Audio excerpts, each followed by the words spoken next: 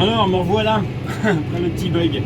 Bon, de toute façon, l'autre vidéo, elle fait déjà 10 minutes, bref. Mais il y a beaucoup à dire, ouais, et puis c'est quand même un sujet, c'est des sujets très compliqués, l'agriculture est devenue très technique, et maintenant, là, d'un coup, en 2 mois, on doit expliquer les pratiques qu'on a mis 30 ans à mettre au point, en faisant des expériences, des erreurs, en revenant en arrière.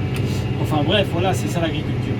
Ah oui, une chose aussi importante qui me vient en tête, c'est que beaucoup de gens disent « Ah, de toute façon, pour les 2 initiatives, ils auront 10 ans pour la mise en application. » Alors, ce qu'il faut comprendre, c'est que 10 ans en agriculture, en 10 ans, on a semé 10 fois du blé, on a entretenu 10 fois du blé, on a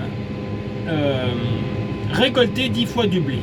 Donc en 10 ans, on a 10 expériences de culture de blé, avec 10 conditions climatiques différentes, 10 conditions de vente des fois différentes, des variétés, parce qu'en 10 ans, des fois, on gagne des variétés intéressantes, on perd des autres variétés. Donc en fait, on a 10 expériences, mais 10 expériences différentes. Donc c'est très compliqué en agriculture de faire des expériences comme ça. Enfin, dire que 10 ans c'est beaucoup, en fait, c'est pas beaucoup.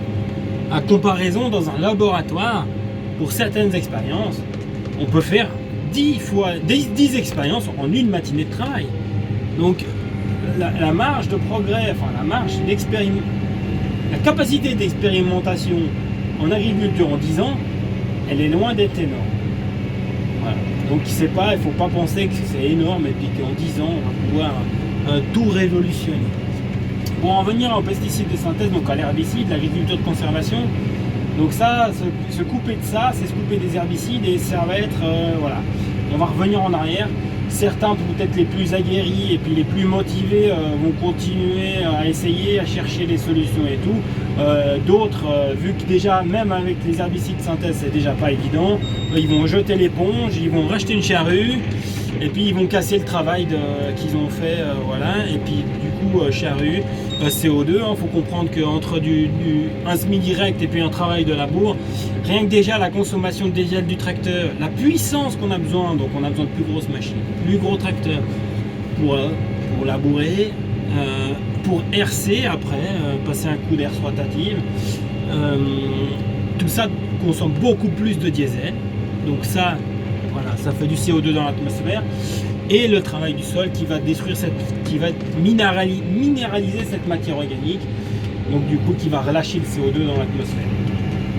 Et puis sans compter la destruction des êtres vivants, hein, avec le travail intensif du sol. Chaque être vivant qui meurt, c'est du CO2 qui part dans l'atmosphère, et c'est la vie du sol qui en pâtit. Et puis un sol sain, avec une bonne vie, des champignons sains, c'est un sol qui est pas malade, qui est en bonne santé. Donc c'est des plantes qui sont pas malades, qui sont en bonne santé.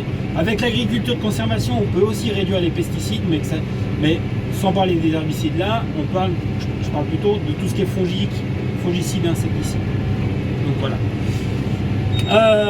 Donc la question, elle n'est pas simple. Elle n'est pas tout est noir, tout est blanc. Le pesticide, qui soit général ou pesticide de synthèse, c'est pas le diable, c'est pas voilà, c'est un outil de travail qu'on utilise et qui peut être, par exemple dans le cadre de l'agriculture de conservation, un outil pour l'environnement. Voilà. Il faut aussi bien comprendre une chose, avec tout la psychose autour du glyphosate. Dans tous les cas, en Suisse, le glyphosate n'est jamais utilisé pour la dessiccation, c'est-à-dire il n'est jamais appliqué sur une culture vivante, nourricière, qui va être récoltée à la suite d'une application de glyphosate.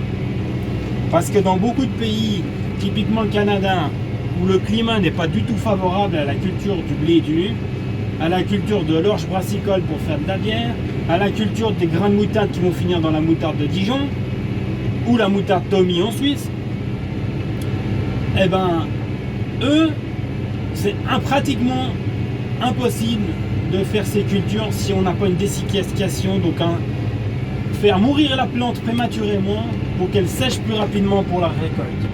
Donc ils appliquent des doses de glyphosate là-dessus pour simplement pour avoir de leur récolte. Ce qui va se passer en Suisse si on applique ces deux initiatives, surtout l'eau propre, parce que vu qu'il n'y aura pas de contrôle aux frontières. Mais la pesticide de synthèse aussi, on pourra pas, ça sera un peu, c'est soit on mange plus rien, de toute façon ça sera contre les accords de libre-échange et tout. Donc il y aura quand même des choses importées. Et voilà. Donc ce qu'il faut comprendre, c'est que tout ce qui est importé, les pâtes, le blé, la matière première pour faire de la transformation en Suisse, ou des pâtes toutes prêtes Barilla ou je sais pas quoi qui sont faites en Italie, utilisent la matière première des céréales qui viennent des États-Unis, entre autres, par exemple, qui ont été dessiquées avec du glyphosate. Donc voter pour ces initiatives, ça veut dire en gros ingérer plus de glyphosate via les produits transformés. Il n'y a pas d'autre mot en fait. Vous allez augmenter votre consommation de résidus de glyphosate si vous votez oui pour ces initiatives. Et ça, je pense que c'est important de le savoir et de le dire. Parce qu'en fait, c'est jamais dit. Je n'ai encore pas entendu parler de ça. Et c'est une réalité en fait. Voilà. Je sais plus où j'en suis. Je fais mon travail en même temps parce que j'ai du travail de champ avec cette météo, c'est très très compliqué. Il faut utiliser les fenêtres à disposition. On essaye, moi j'essaie de travailler dans les meilleures conditions possibles avec des sols ressuyés, mais cette année, c'est un vrai sport. Donc voilà, moi je vous propose de voter 2 fois non à ces initiatives, et si vous n'êtes pas convaincu, moi je suis à disposition encore pour en parler sur place, au téléphone, par message. Je veux dire, on est ouvert, je pense que tous mes collègues sont ouverts, allez voir des fermes, allez voir des agriculteurs. On a, en guillemets, on n'a rien à cacher, on doit vous expliquer, voilà, on peut vous expliquer comment on travaille, parce que en fait, on a fait plein de choses depuis les années 90, on peut dire. Mais vu qu'on n'a pas expliqué, on vous a pas expliqué, ben il y a une grosse lacune de communication, et pour beaucoup, les gens pensent qu'on est resté dans des pratiques des années 80 avec max de pesticides, max d'engrais, avec des pesticides qui sont pas comparables à ceux qu'on a aujourd'hui. C'était des gaz de combat, quoi. Il y a des choses qui, oui, qui n'auraient jamais dû être homologuées. L'atrazine, heureusement, est bien interdit chez nous. Moi, en tant qu'utilisateur, en tant que vivre avec la nature, travailler avec, voilà, il y a certains produits qui ne devraient pas l'être, c'est vrai, mais qu'ils soient de synthèse ou naturels. Hein. Il y a des produits, le Nemasal, c'est l'huile de Nême, là, ça c'est une grosse perturbateur endocrinien et tout. C'est pas du tout sélectif.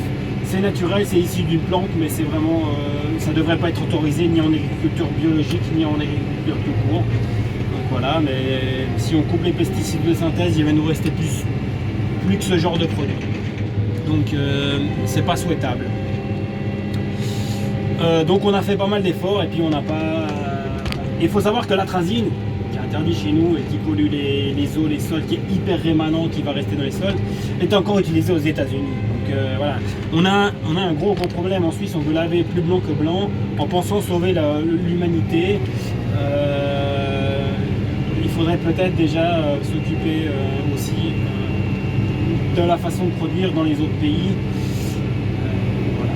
Surtout qu'on veut produire plus blanc que blanc chez nous, et puis ça dérange personne d'importer les produits d'ailleurs qui sont cultivés d'une façon pitoyable.